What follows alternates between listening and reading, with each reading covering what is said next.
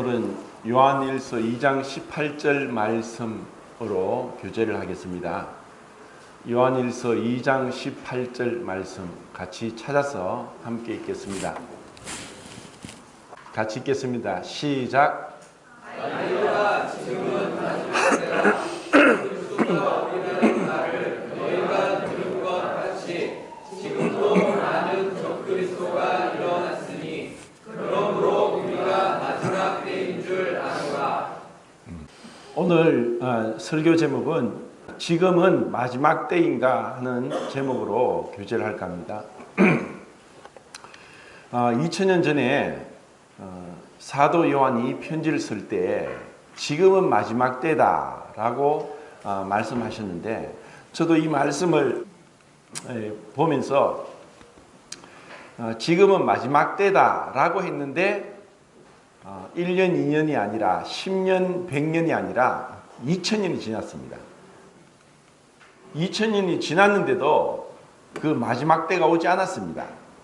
그러면은 이 마지막 때라는 말씀이 잘못된 게 아닌가 하는 이제 생각을 할 수 있습니다. 분명히 2000년 전에 지금 마지막 때다, 정말 마지막이 가까웠다. 그 마지막이란 것은 처음 예수님이 처음 오셨을 때는 아기 예수님으로 오셨습니다. 그리고 그분이 처음 오신 것은 죽기에 오셨습니다. 근데 이제 두 번째 예수님이 오실 때는 세상을 심판하기 위해 오십니다. 세상에 대해서는 심판이고, 믿는 자들에게 대해서는 우리의 영원한 신랑으로 믿는 자들에게 가장 완전하고 가장 아름답고, 그리고 이 세상의 어떠한 그 사랑으로도 다 표현 못할 완전한 그 연합으로 이끌기 위해서 예수님이 다시 오십니다. 근데 지금 마지막 때라고 하는 것은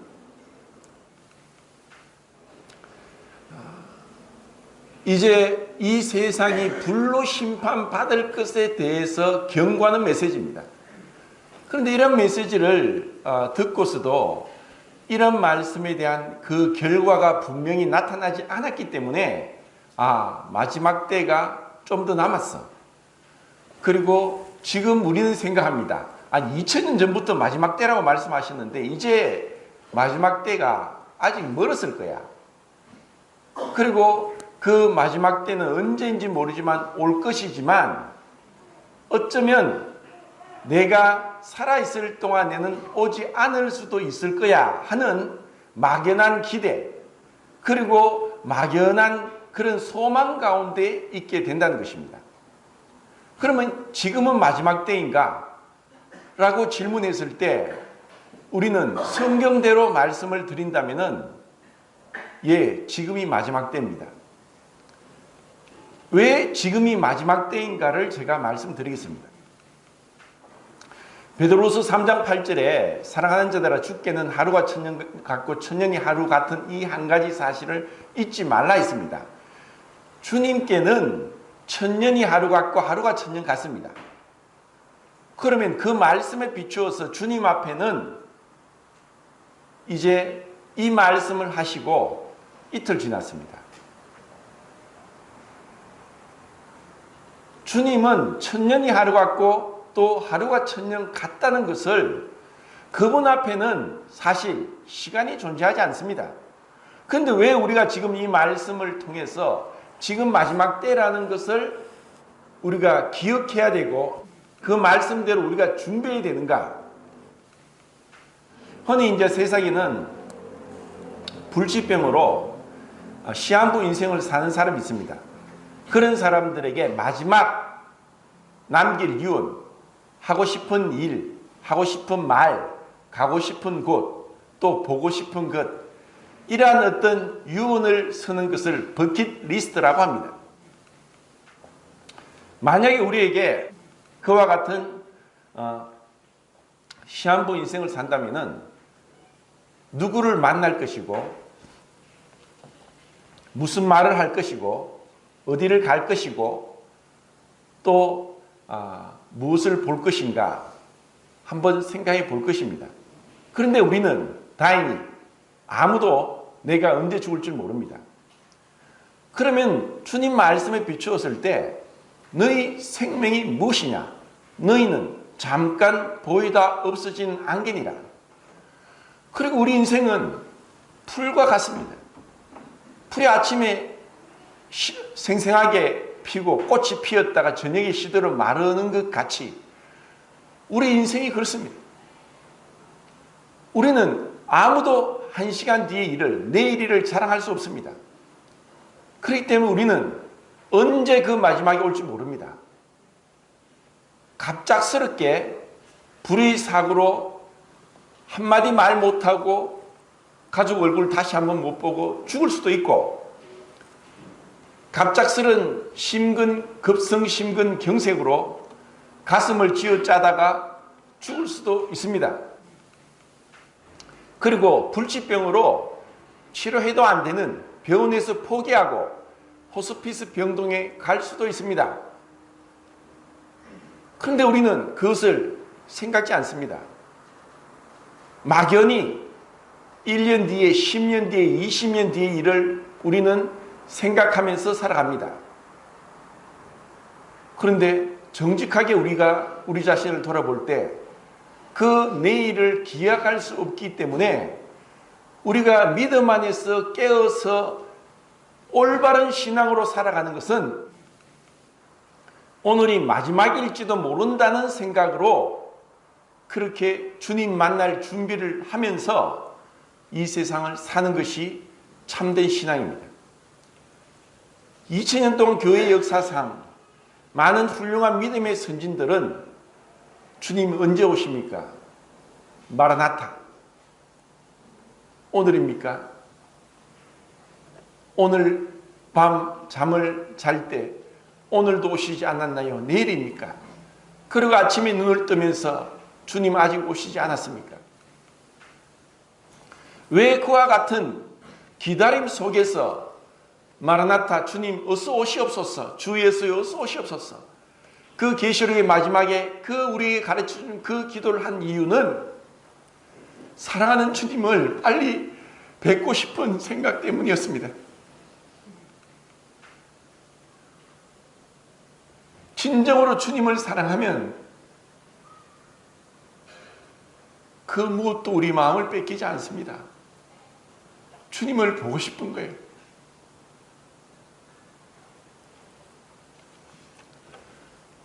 뭐 때문에 주님이 하늘 보좌를 버리셨습니까?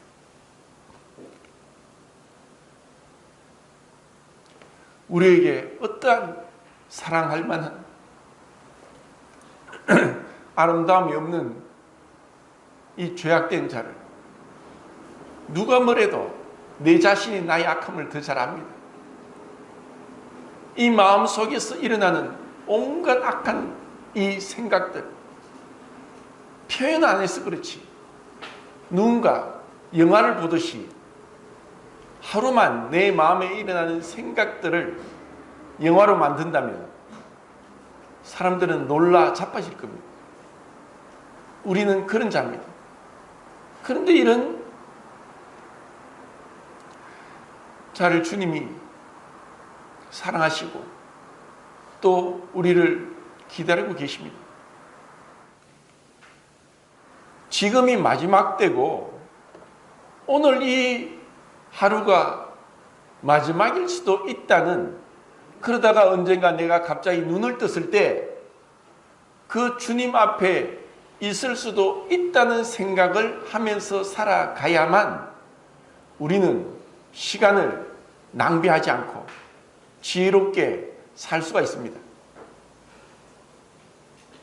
너무나 많은 부분에 이 땅에 속한 욕망, 이 땅에서 누리고자 하는 쾌락, 그리고 내 스스로 취하고자 하는 그 야망, 그것이 너무나 크기 때문에 주님 좀 천천히 오실 거야,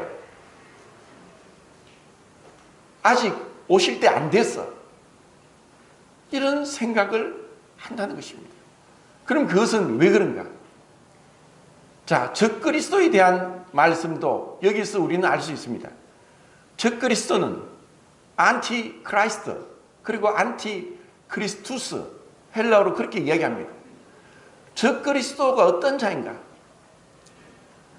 이 마지막 때가 아니고 아직 그 마지막 때는 한참을 멀었고 내가 살아있는 동안에는 마지막 때가 오지 않고 은혜의 하나님이 좀 더 많은 사람이 회개하고 구원받기를 원하셔서 그 마지막 때 은혜의 문을 닫기까지 시간을 늦추시기 때문에 내가 살아있는 동안에는 그렇지 않을 거야 생각하도록 하는 그 장본인 적그리스도에 대해서 그가 어떠한 그 전술로 우리로 하여금 지금이 마지막 때가 아니라고 착각하게 만드는가를 제가 오늘 좀 말씀드릴까 합니다. 디아볼로스입니다. 디아볼로스가 그 사단, 마귀로 번역됐는데 이 디아볼로스의 어원은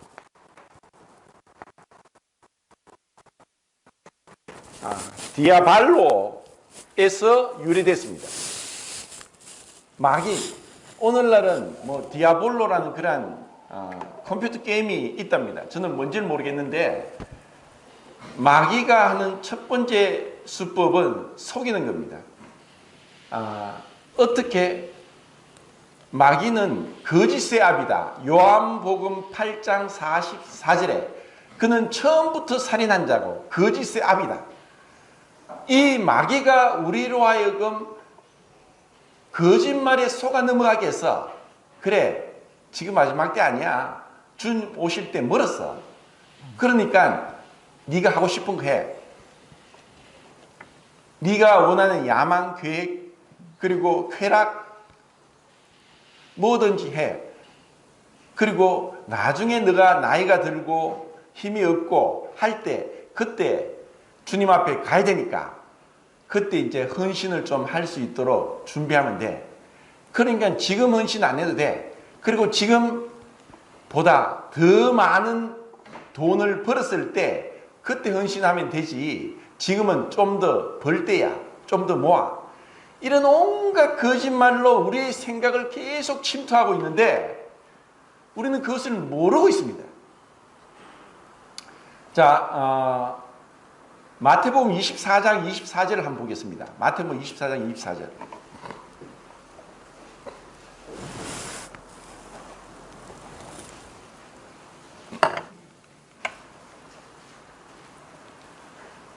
자, 같이 읽겠습니다.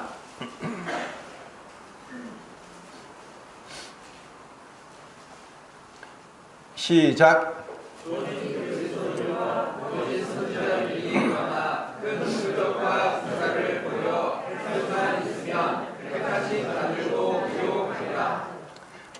자, 우리는 주님의 말씀을 정말 경고로 해서 들어야 되는데 적그리스도가 거짓 선지자가 유혹합니다. 어떻게? 능력으로. 사람을 거짓 그 기적과 능력으로 유혹을 합니다. 그런데 그 거짓 선지자가 택하신 자마저도 미혹한다고 말씀합니다. 자, 우리가 또 한 가지 속고 있는 것은 나는 구원받았어.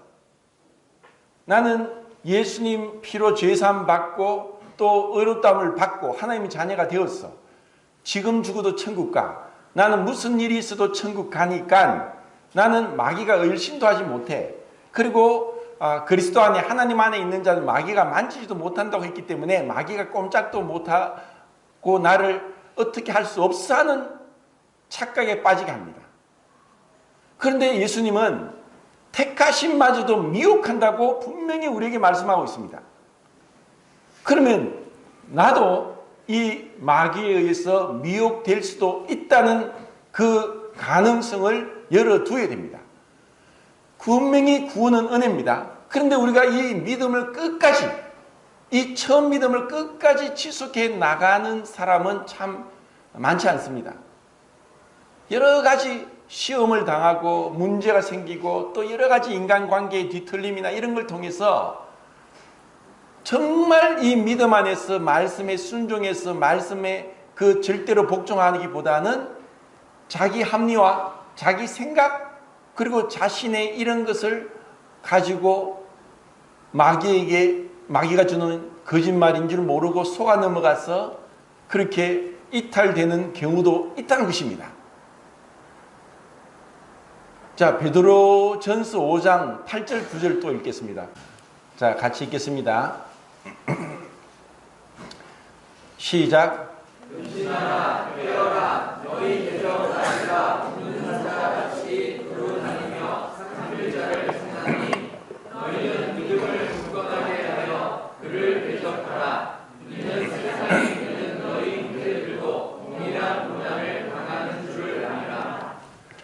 자, 분명하게 사도 베드로는 우리에게 경고하고 있습니다. 근신하여라 깨어라. 너희 대적 마귀를 대적하라. 너희 원수 마귀를 대적하라. 그리고 그 마귀는 나뿐 아니라 나와 형제된 다른 성도들도 미혹하고 공격하고 있다는 것입니다. 흔히 구원받지 않은 자들에게 마귀가 역사하지 구원받은 자들에게 역사하지 않는다고 하는 것은 오산입니다. 예수님이 제자들과 이렇게 그 공생애를 하시면서 제자들에게 물었습니다. 사람들이 나를 누구라 하더냐 하고 물었을 때 제자들은 사람들이 많은 말을 합니다. 예레미야다, 세례 요한이다, 엘리야다, 모세가 말한 그 선지자다. 이런 식으로 얘기를 했습니다. 그때 예수님이 제자들에게 그러면 너희는 나를 누구라고 하느냐 하고 물었습니다. 그때 또 항상 다혈질적인 성격의 소유자 베드로가 대답했습니다. 예, 주는 그리스도시요 살아계신 하나님의 아들입니다 라고 이렇게 대답을 했습니다. 그러자 예수님이 바요나 시몬아 네가 복이 있도다. 이를 네게 알게 하신 이는 혈육이 아니요 하늘에 계신 내 아버지시니라. 내가 이 반석에 내 교회를 세우리니 음부의 권세가 이기지 못하리라. 이런 엄청난 말씀을 베드로에게 하셨습니다. 그리고 예수님이 비로소 인자가 대제사장들에게 붙잡혀서 고난을 받고 3일 만에 다시 부활할 것에 대해서 가르쳐 주셨을 때 베드로는 또다시 나섰습니다. 안 됩니다. 그럴 수 없습니다.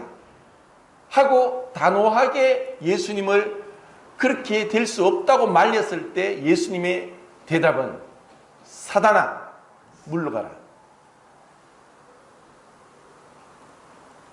이것을 통해서 우리는 마귀가 얼마나 우리 가까이 있으면서 호시탐탐 때를 노리면서 분명히 하나님 아버지께서 우리에게 계시를 주셔서 그 누구도 그 당시에 육체로 오신 그 예수님이 하나님의 아들인 것을 모르고 있을 때 그것은 분명히 베드로 입에서 주는 그리스도시요 살아계신 하나님의 아들이라고 했을 때 이를 네게 알게 한 이는 혈육이 아니라 하늘에 계신 내 아버지라고 했습니다. 그런 베드로에게 사단이 또 공격하고 있습니다. 그래서 우리 생각에 얼마나 자주 이것을 공격을 받는지를 아셔야 됩니다. 중요해서 제가 말씀을 자꾸 찾는데 디모데후서 2장을 보겠습니다. 2장 24절부터 26절까지. 디모데후서 2장 24절부터 26절까지.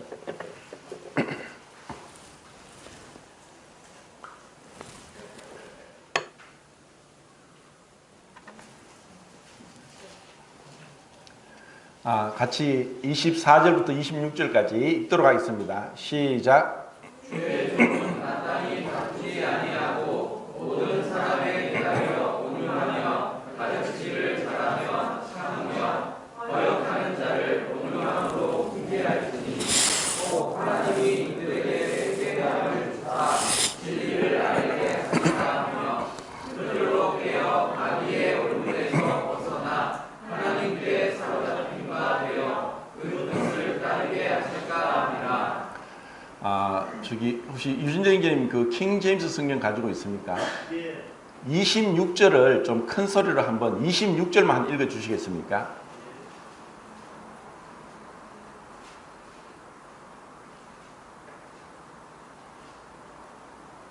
이것은 마귀의 뜻대로 마귀에게 사로잡힌 자들이 마귀의 올무에서 벗어나 자신을 되찾게 하려 함이라. 예, 이제 이 번역에 있어서 우리가 가지고 있는 개역 개정력 또 개역에게는 하나님께 사로잡힌 바 된다고 이렇게 해석을 했는데, 번역을 했는데, 킹 제임스 버전에 또 원어에는 마귀에게 사로잡혀 마귀의 올무에 빠져 있는 이런 말씀을 하고 있습니다. 그래서 원래의 뜻은 원어에는 대명사로 나와 있기 때문에 이것을 번역 과정에서 잘못 번역을 했습니다. 원래는 이 마귀의 올무에 빠져 마귀에 사로잡힌 자를 되돌이키기 위해서 하나님의 말씀의 사역이 얼마나 중요하고, 그리고 그렇게 마귀의 올무에 사로잡혀 있는 자들을 그 마귀의 그 사로잡힌 가운데서 벗어나게 하는 것이 하나님 말씀의 사역이다 하는 것을 우리에게 가르쳐 주고 있습니다. 이 마귀의 올무에 잡히면은 정말 원통하고 억울하게 우리가 헛된 삶을 살 수 있다는 것을 우리는 경고를 받아야 됩니다. 이 세상에서 가장 불쌍한 사람들은 뭐 돈 없이 가난하게 억압받고 또 어렵게 여러 가지 어려움을 당한 사람들이 아니라 끝까지 죽을 때까지 마귀에게 속아서 살다가 죽는 사람, 죄 가운데 출생해서 죄 가운데 죽는 사람이 가장 불쌍한 사람입니다. 그들은 이 마귀의 존재도 모르고, 그리고 이 복음을 들어도 우습게 여기면서 그것을 거짓말이라고 생각하면서 그렇게 마귀와 그 사자들을 위하여 예비된 영영한 불에 들어가라. 마태복음 25장 41절에 그 마귀를 위해 예비된 불에 마귀한테 속아서 그 물귀신처럼 붙잡혀 사로잡혀 있다가 결국 죄 가운데 죽어서 영원토록 고통 가운데 갑니다. 그런데 구원받고 나서도 이렇게 마귀에 속아서 우리의 이 믿음의 선한 경주를, 선한 싸움을 잘못하고 이탈할 수도 있다는 것을 우리는 경고를 받아야 됩니다. 왜 그런가? 그것은 우리가 말씀에 주의하면서 또 믿는 성도들과의 교제를 통해서 내가 어느 위치에 있는가? 디모데후서 3장 16절에 모든 성경은 하나님의 사람으로 온전하게 하도록, 그리고 우리로 하여금 교훈과 책망과 또 바르게 함과 의로 교육하기에 유익하니 이는 하나님의 사람을 온전케 하려 합니다. 이 말씀은 우리에게 교훈을 줍니다. 그리고 우리를 마땅히 어떤 길이 참된 믿음의 선한 길인지 가르쳐 줍니다. 그리고 우리가 그 길로 벗어나면은 책망을 받습니다. 베드로가 책망을 받은 것처럼 우리의 생각에서부터 시작됩니다. 그래서 생각, 행동, 시간이라고 제가 지난번 교재를 드렸는데, 이 생각에서 잘못된 마귀가 심겨주는 생각이 들어오면 그 생각이 말씀대로 되지 않고 말씀에 빗나갔는데도 자기 생각으로 합리화시키면서 그 생각을 받아들이면 잘못된 길로 갑니다. 그러면 말씀으로 책망을 해도 모르고 나에게 하는 것이 아니라 다른 성도에게 하는 거라고 착각하기도 합니다. 그래서 그 책망을 통해서 돌이키게 하고, 그리고 내가 어떠한 길을 벗어나서 바른 길로 가야 되는지를 말씀하고, 그리고 계속해서 이 선한 믿음의 길, 좁은 길, 생명의 문으로 계속 걸어가야 되는 의로 교육하기에 유익하다는 이 말씀을 우리가 받아야 됩니다. 그래서 오늘은 제가 이 적그리스도 사단, 마귀가 하는 이 거짓말을 몇 가지를 적어보겠습니다. 첫 번째는 이 디아볼로스가 디아발로에서 나왔는데, 이거 단어의 뜻을 설명을 안 드렸죠. 비난입니다.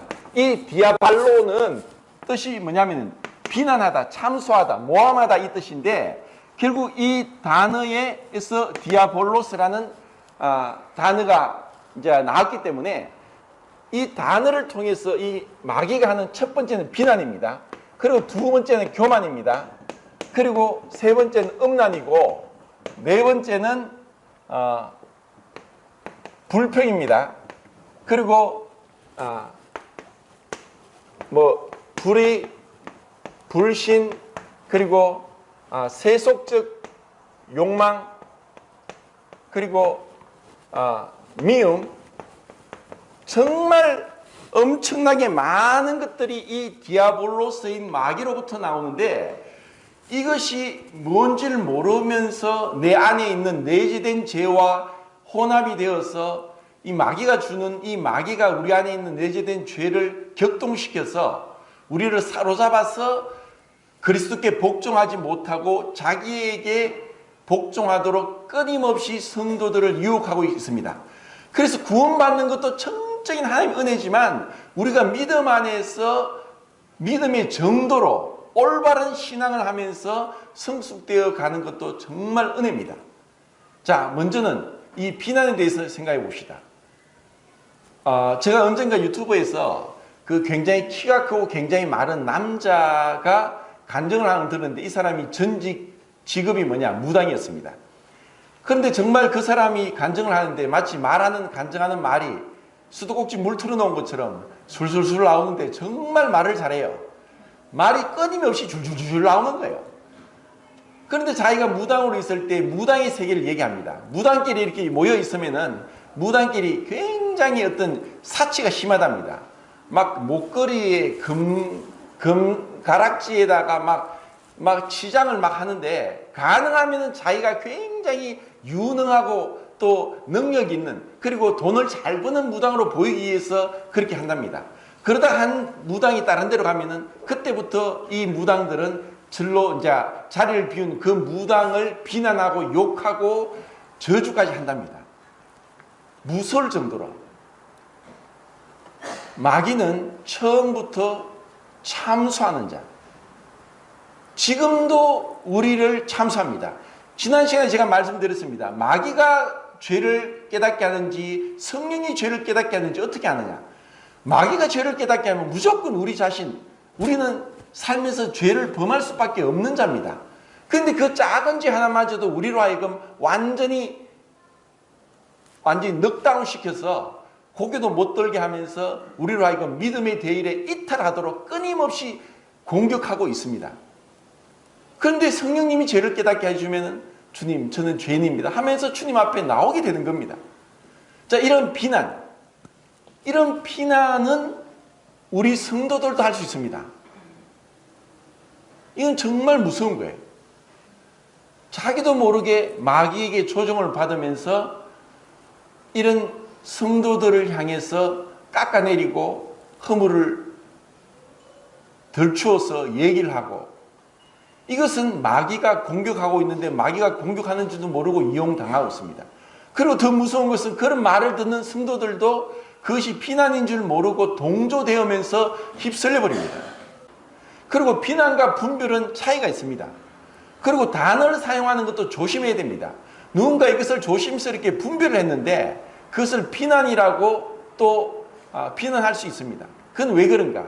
근본 마음에는 우리는 교만이 있습니다. 마귀의 첫 번째 죄는 유다스 1장 6절에 또 자기 지위를 지키지 아니하고 자기 처소를 떠난 천사들을 큰 날의 심판까지 영원한 결박으로 흑암에 가두셨으며, 자, 이것은 처음에 이 마귀는 처음부터 교만해져서 죄의 화신이 되었습니다. 모든 죄의 뿌리는 교만입니다. 이 교만은 우리 성도들이 가장 경계해야 될 첫 번째 원수의 무기라는 것을 잊어서는 안 됩니다. 그래서 AD 5세기에 교부 어거스틴은 그런 얘기했습니다. 그리스도인의 첫 번째 덕목이 무엇이냐고 물었을 때 첫 번째 덕목은 겸손입니다. 그럼 두 번째 덕목은 무엇입니까? 두 번째 겸손입니다. 그럼 세 번째 덕목은 무엇입니까? 세 번째도 겸손입니다 했습니다. 그것은 이 하나님 앞에 가까이 나아가면 나아갈수록 우리 안에 이 교만이 얼마나 무서울 정도로 우리 안에 도사리고 있는지를 알게 됩니다. 누구든지 우리는 이 교만으로 인해서 비난도 합니다. 교만하기 때문에 남을 깎아내리는 거예요. 그러면서 자기가 높아지려고 하는 거예요. 이 교만에 대한 최대의 치료책은 뭐냐? 겸손입니다. 마귀는 그 교만함으로 인해서 하나님을 대적했는데 하나님이 그 마귀를 처치하시고 그리고 마귀를 교훈하시고 책망하시기 위해서 겸손이 무엇인지를 가르쳐 주셔야 했습니다. 그리고 이 마귀는 제가 교만과 불평을 두 가지를 섞어서 말씀드리겠는데, 불평의 가장 그 화신입니다. 만족하지 못합니다. 자, 하나님께서 창조한 피조물 중에 가장 감사가 넘치고 가장 기쁜 가운데 하나님께 나와야 될 피조물이 누군지 아십니까? 사단입니다. 타락하기 전에. 왜냐? 사단이 타락하기 전에 사단은 가장 뛰어나고 아름답고 능력이 많은 피조물이었습니다. 천사들 중에서 장이었습니다.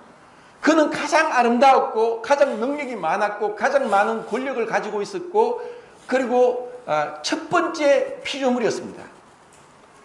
그런데 그것을 불평하고 자기보다 더 아래가 없습니다. 보니까 자기보다 높은 분은 하나님이죠. 그래서 내가 하나님 자리에 올라가겠다 하는 그 교만으로 죄가 시작이 되었습니다. 그렇기 때문에 우리가 이 교만한 사단을 하나님이 어떻게 교훈하시고 부끄럽게 하시는가? 가장 높으신 그 하나님이 가장 낮게 되셨습니다. 도저히 이해할 수 없는 일이 일어났습니다.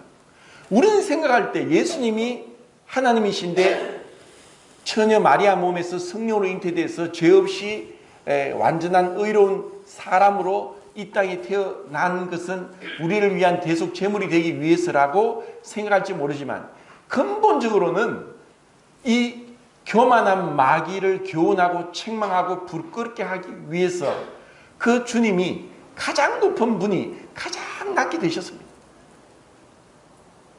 우리는 그 주님의 그 낮아짐, 겸손을 도저히 이해하지 못합니다. 왜냐? 주님의 그 높고 높은 거룩한 그 보좌를 우리는 본 적이 없고, 그분의 진정한 지존무상하심, 위대하심을 우리는 모르기 때문에 그분이 얼마나 낮아지셨는가를 잘 깨닫지 못하는 것입니다. 그리고 주님은 말씀했습니다. 인자가 온 것은 섬김을 받으려 함이 아니라 섬기려 하고 오히려 자기 목숨을 많은 사람을 위하여 대속 제물로 주기 위함이라 하고, 마가복음 10장 45절에 가장 중요한 구절로 하나님의 종으로서 섬기기 오신 주님이 그렇게 말씀하셨습니다. 주님이 왜 오셨느냐? 섬기기 위해 오셨습니다. 주님이 제자들을 섬겼지 제자들이 주님을 안 섬겼습니다. 주님이 제자들이 발을 씻겼지 제자들이 주님의 발을 씻겼다는 구절은 한 문절도 없습니다. 주님이 왜 그 제자들의 발을 씻겼습니까? 주님은 진정으로 섬김, 낮아짐이 뭔지를 직접 그 몸으로 우리에게 행하여 주셨습니다. 그런데 우리는 섬김을 받고 삽니다. 아니 성도님들, 제가 있는 이 자리가 탐날지 모릅니다. 탐내지 마세요. 왜 이 자리를 탐내지 말라는지 제가 말씀드리겠습니다. 주님 말씀하시죠. 너희가 첫째가 되고자 하면 말째가 되고 섬김을 받고자 하면 섬기는 자가 되라 라고 하셨죠. 자, 솔직히 말해봅시다. 섬기는 게 좋습니까? 섬김을 받는 게 좋습니까? 받는 게 좋죠. 자, 그러면 주님 말씀하시죠. 섬김을 받고자 하면 섬기는 자가 되라 했죠. 그러면 섬김을 받겠습니까? 섬기는 자가 되겠습니까? 자, 간단한 원리인데 우리가 착각합니다. 이 자리가 좋은 줄 알아요. 좋은 게 아니에요. 야고보서에서 저는 그 말씀을 많이 선생이 되지 말라. 선생된 우리가 더 큰 심판을 받아야 될 줄 너희가 알지 못하느냐? 이 자리는 책임이 더 많기 때문에 주님으로부터 더 많은 추궁을 당하는 자리입니다. 그리고 사실 제가 이 자리에서 잘하지도 못하고 불완전하고 미숙하고 실수투성이고 한데도 성도들이 그래도 사랑이 많으셔서 잘했다 하니까 칭찬을 다 받아가 저는 하늘나라 하면 칭찬받을 게 없어요. 정말 칭찬받는 것은 지금 자 같은 자를 섬기는 성도들이 그날에 놀랍도록 그 주님으로부터 칭찬이 있을 겁니다. 이런 마음으로 우리가 신앙을 해야 돼요. 바울 같은 위대한 바울이 뭐라고 했냐면은 그 모든 칭찬을 받았습니다. 근데 바울이 뭐라고 하면 나를 위하여 자기 목숨도 내어주고자 했던 오네시포로나 또 브리스길라나 아굴라를 얘기합니다. 그들에 대한 것은 우리가 잘 몰라요. 근데 바울의 그 말씀을 통해서 우리는 알 수 있습니다. 별 볼 일 없었고 누구도 인정하지 않았고 몰랐던 그런 자들이 하늘나라에서는 더 큰 은혜와 영광을 누리고 있을 것을 우리는 믿어 의심치 않습니다.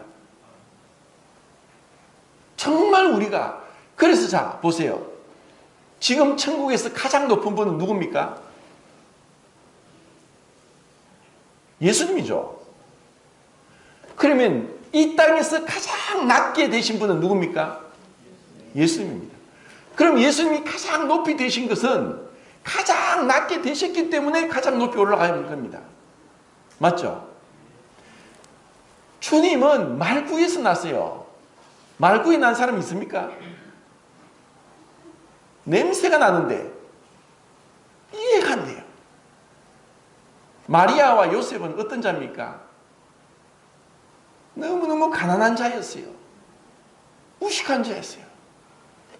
흔히 성화를 그려서 예수님 얼굴이 나오는데 이사야서 말씀 보면 예수님 얼굴이 어떨까요? 딱 보고 고개를 돌립니다.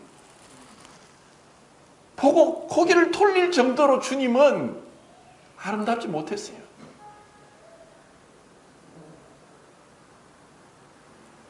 주님보다 그 고난을 받은 사람은 없어요.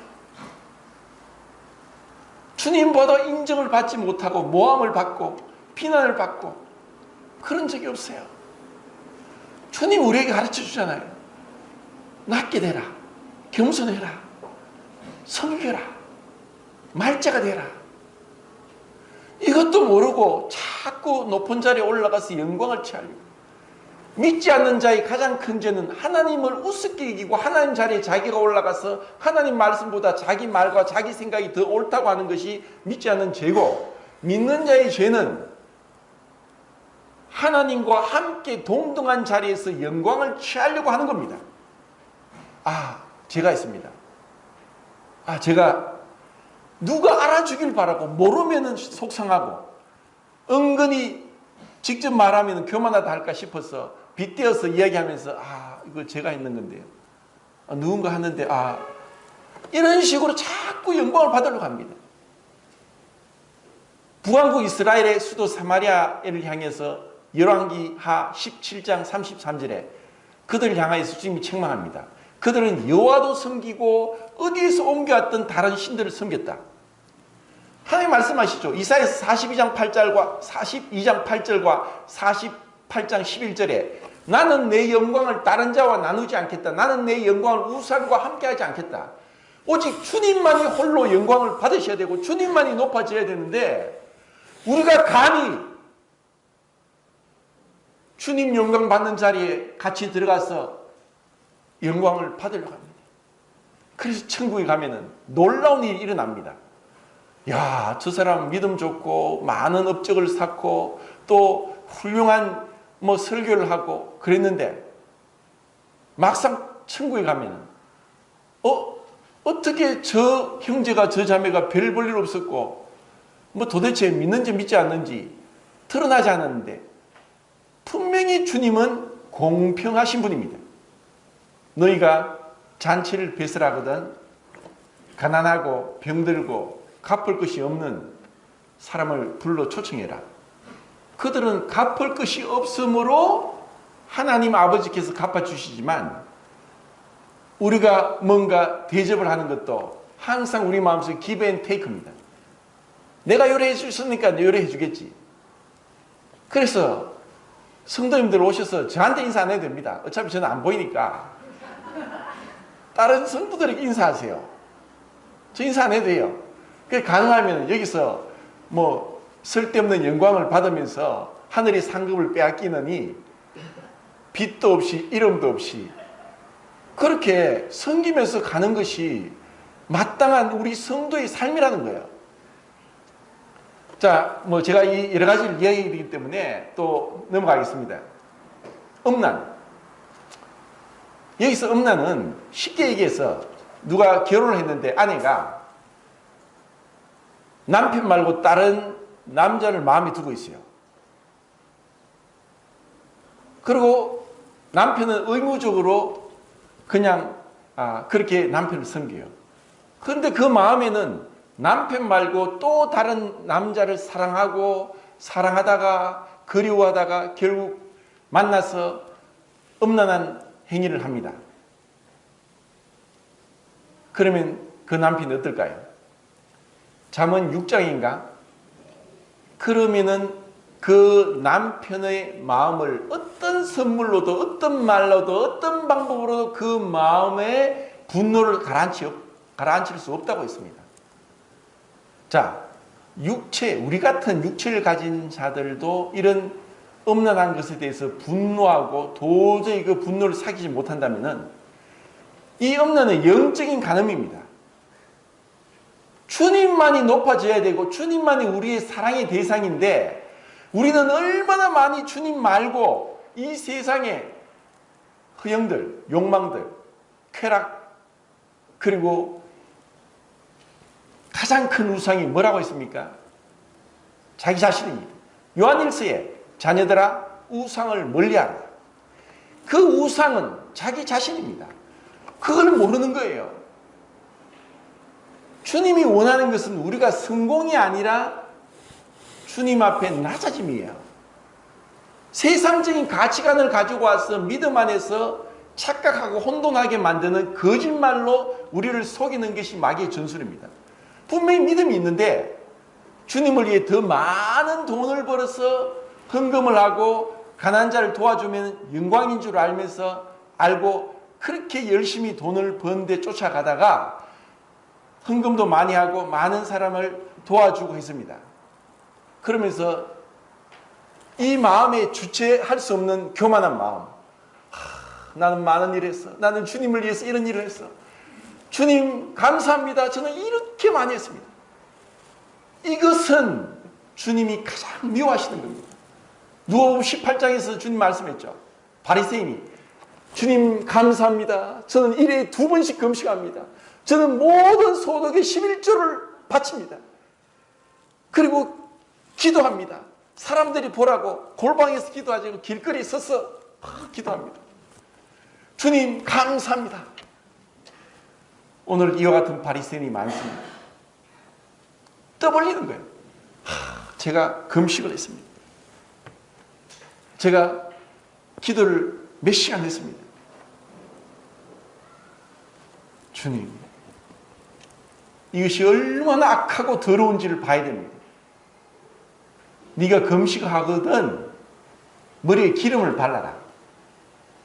네가 금식하는 것을 은밀히 보시는 네 아버지께서 보시고 갚아주시도록 사람들에게 떠벌리지 마라. 그런데 왜 금식합니다? 나는 기도를 몇 시간 했습니다. 전도를 몇 명 했습니다. 그게 아니에요. 우리 안에 일어나는 이 끊임없는 교만, 그리고 이 음란한 주님으로만 절대적으로 사랑하기보다 나를 너무 사랑하는 거예요. 내 안에 내가 너무 많아요. 내 자신에 대한 애착이 너무 커서 주님이 들어올 자리가 없어요.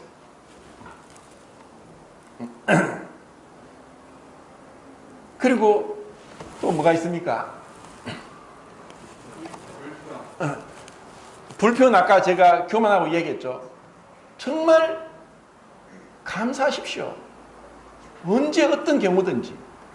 지금 우리는 제가 지난번에 말씀드렸지 AD 300년까지 그 당시에 평균 연령이 몇 세라고 했습니까? 30세라고 했어요. 많이 살면 40세였어요. 그것을 로드니 스타크가 그 고대 헬라 문헌을 계속 샅샅이 뒤지면서 이야기한 거예요. 병원도 없습니다. 하수도도 없어요. 상수도도 없어요. 온데 벌레, 날파리 불글거립니다. 어린아이 태어나면 반 이상 죽습니다. 그래서 30세까지 살면은 잘 사는 거예요. 그 지금 오늘 어떻습니까? 조금만 아프면 좋은 약이 있습니다. 병원에 있고 또 의료기술이 좋아서 수술해서 이미 옛날 같으면 죽었어야 되는데 안 죽고 사는 거예요. 그런데 우리에게 감사가 없어요. 정말 주님, 내가 지금 숨이 붙어 있는 것만 해도 감사할 일이에요. 어디를 쳐다봐도 감사할 것밖에 없어요. 그런데 왜 불평하고 원망하고 염려하고 걱정하고 두려워합니까? 마귀가 속이는 거예요. 마귀가 시샘을 하는 거예요. 자기는 자기 운명을 압니다. 자기는 영원한 지옥 갈 거 알고 있으면서 우리가 받을 영광에 대해서 끊임없는 시샘과 하면서 비난하고 참소하고 불평하게 하는 것입니다. 자, 그 다음은 또 뭡니까? 불의. 우리가 하나님이 원하는 것은 내가 큰 일을 하는 것이 아니라 의로움, 깨끗함, 정결함, 그리고 거짓되지 않은, 사랑에는 거짓이 없나니 솔직하게 진실되게 하는 겁니다. 마귀는 우리를 속입니다. 그래, 세상에서는 목적을 위해서 수단 방법을 가리지 않고 목적을 이루면 됩니다. 그런데 하나님 나라에서는 결과가 중요한 것이 아니라 그 과정이 중요합니다. 사람들은 겉으로 드러난 것만 판단합니다. 주님은 우리의 중심을 보시기 때문에 내 과정에서 얼마나 주님과 동행하는가가 중요하지. 모세는 그렇게 얘기했습니다. 이스라엘 백성이 범죄했습니다. 하나님이 진노했습니다. 그래, 알겠다. 너희들끼리 가라. 그렇지만 너희들은 가는 길에 성공할 수 있다. 그렇지만 나는 안 간다. 출애굽기에서 33장인가 그렇게 말씀합니다. 자, 우리가 무엇을 원합니까? 모세가 무엇을 원했습니까? 성공이었다면, 그래, 너희들이 가라. 그러면 너희들은 전쟁에 이길 수 있고 너희들이 가는 곳을 얻을 수 있다. 그런데 나는 가지 않는다. 모세는 원했습니다.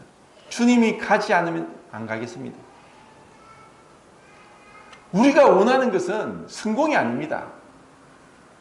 아무리 우리가 빛가번짝하게 뭔가 내세워도 주님 앞에는 한 줌 흙이고 먼지입니다. 주님이 원하는 건 주님과 동행하는 삶입니다. 그 한 발짝 한 발짝, 매 순간순간 주님과의 그 끊임없는 사랑의 미를 가운데 교제하는 것입니다. 그런데 이것이 아가서에 나오는 것처럼 내 자신에게 도취되든가 아니면 다른 것이 들어오면 이 미러를 깨지는 거예요. 사랑할수록 민감해지고 예민해지고 섬세해집니다. 남들은 무슨 말을 해도 괜찮은데 사랑하는 사람이 한마디 하면 그것이 가슴에 못이 박히는 거예요. 주님이 원하는 것은 의로움입니다. 빛 가운데 행하는 것입니다. 우리가 요한일서 지금 보는 것처럼 빛 가운데 행하는 것, 진리 가운데 행하는 것, 사랑 가운데 행하는 것. 그리고 요한일서 3장 3절에 우리가 주님을 믿으면 주님과 같이 빛 가운데, 진리 가운데, 사랑 가운데, 의로움 가운데 주님과 같이 행해야 될 것이다 하고 말씀한 거예요. 주님을 따라간다고 하면서 세상 방법을 취해가지고 하는 것은 잘못된 겁니다. 자, 그 다음에 뭡니까? 불신. 히브리서에는 믿지 않는 악심이라고 있습니다. 마귀가 진짜 하나님을 믿을까요? 믿지 않을까요? 믿습니까? 믿지 않습니까? 믿습니다. 어떻게 알 수 있죠? 야고보서에 허탄한 사람아, 하나님이 한 분인 줄 모르느냐? 마귀도 하나님이 한 분인 줄 믿고 두려워 떤다 했습니다. 자, 예수님 제자들과 사람들은 예수님을 몰라봤습니다. 기적을 행하고 죽은 자를 살리고 병자를 고치고 하는데도 몰라봤습니다. 근데 귀신 들린 자는 그냥 와가지고 하나님 아들이시여, 때가 되기 전에 우리를 괴롭게 하려고 오셨습니까? 당신과 나와 무슨 상관이 있습니까? 마귀는, 귀신은 예수님을 알아봤습니다. 그런데 예수님께 순종 안 하는 거예요. 믿는다고 하면서 순종하지 않으면 마귀의 믿음이고 거짓 믿음이고 믿지 않는 겁니다. 죽은 믿음이에요. 진짜 믿음은 내가 순종으로 나타날 때 그것이 믿음이란 거예요. 정말 주님, 제가 이 믿고 생각만 하면서 순종하지 않는 마귀의 속임수에서 벗어나게 해주시고 정말 제가 믿는 만큼 순종하고 제가 순종으로서 믿음을 표현할 수 있도록 도와주십시오. 제가 순종으로 나타나지 않으면 또 마귀에게 속고 있는다는 것을 깨달아 알도록 하나님께 은혜를 구하고 자기 성찰을 통해서 주님 앞에 혹시 내가 불의한 것이 있는지 욥과 같이 마음으로라도 범죄했는지 이런 마음으로 하나님 앞에 늘 있으면서 정결하게 의로움 가운데 빛 가운데 나타나도록 우리 자신이 그러면서 주님과 동행하는 주님의 거룩한 임재가 가장 영광스럽다는 것을 알면서 겸손하게 자기를 낮추고 주님이 가신 그 좁은 길, 생명의 길, 고난의 길을 가면서 이 땅에서 어떤 영광이나 알아주거나 취할 것으로 여기지 않고 주님 앞에서 계산할 것을 각오하면서 빛도 없이 이름도 없이 그렇게 살고자 해야 되는 것입니다. 자, 그 다음은 또 뭡니까? 세속적 욕망.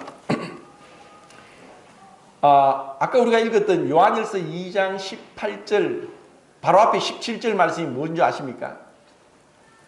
이 세상도 정욕도 지나가되 오직 하나님의 뜻을 행하는 이는 영원할 있을 것이라. 자, 이 말씀은 유명한 전도자 D.L. 무디 묘비명에 적혀 있습니다. D.L. 무디는 평생에 거의 70만 명에게 전도했답니다. 70만 명을 주님께 인도했습니다.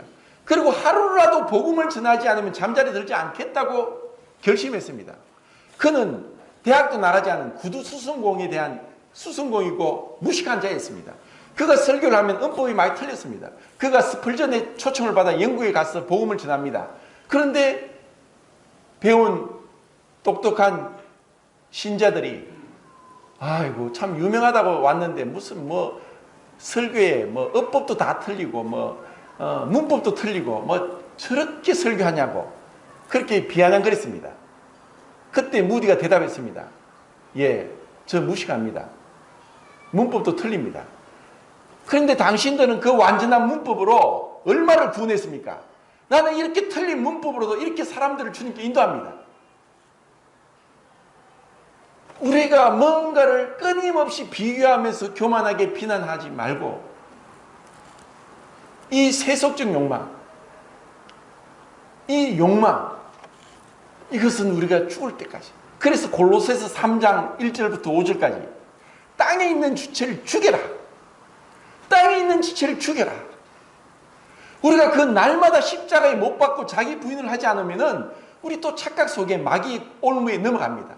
마귀에 사로잡힙니다. 제일 마귀가 좋아하는 것. 전에 키아누 리브스와 또 그 대부에 나왔던 알파치노가 나온 영화에 보면 데블스 애드보킷이라는 영화가 있는데 그 알파치노가 데빌 그 마귀의 역을 나옵니다. 그러면서 계속 키아누 리브스를 유혹을 하는데 키아누 리브스가 그 욕망에 넘어가지 않고 믿음으로 이깁니다. 그리고 마지막에 그 욕망에 이긴 것으로 인해서 신문 기자들이 오고 막 취재를 받습니다.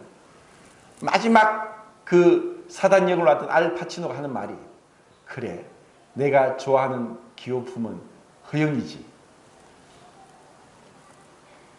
이 영화를 만든 분은 참 사람을 알고 마귀를 아는 것 같습니다. 마귀가 정말 좋아하는 것은 우리 속에 숨겨진 세속적 욕망입니다. 자, 하나만 더 하겠습니다. 다음은 또 뭐죠? 예? 예? 미움. 마음으로 미워하지 마세요. 누가 나를 죽인다 해도 원수를 사랑하라. 너를 저주하는 자를 축복하라. 너를 모욕하는 자를 위해 너를 모욕한 자를 위해 기도하라. 잊지 마세요. 원수를 사랑하라. 너를 저주한 자를 축복하라. 너를 모욕하는 자를 위해 기도하라. 마음의 미움은 조금이라도 있으면 빨리빨리 떨쳐버리십시오. 주님 십자가를 바라보면서 내 이 마음의 미움 때문에 주님이 가슴에 창이 찔렸다. 채찍이 맞았다. 마음으로도 원망하지 마라. 내 마음으로도 설사 나를 모욕하고 욕을 해도 그를 위해 기도하십시오. 기도하면 내 안에 있는 그 마음이 아니라 주님의 마음으로 그를 사랑할 수 있습니다. 주님께서 은혜를 주셔서 이 마귀에게 사로잡혀서 헛된 길로 가던 자들이 이제 생명의 길, 좁은 길, 그 영광의 길로 가게 됐습니다.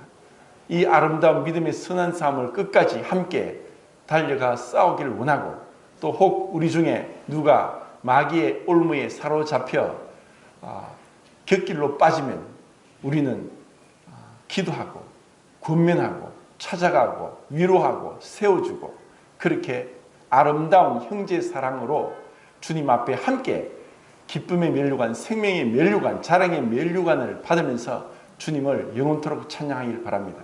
감사합니다.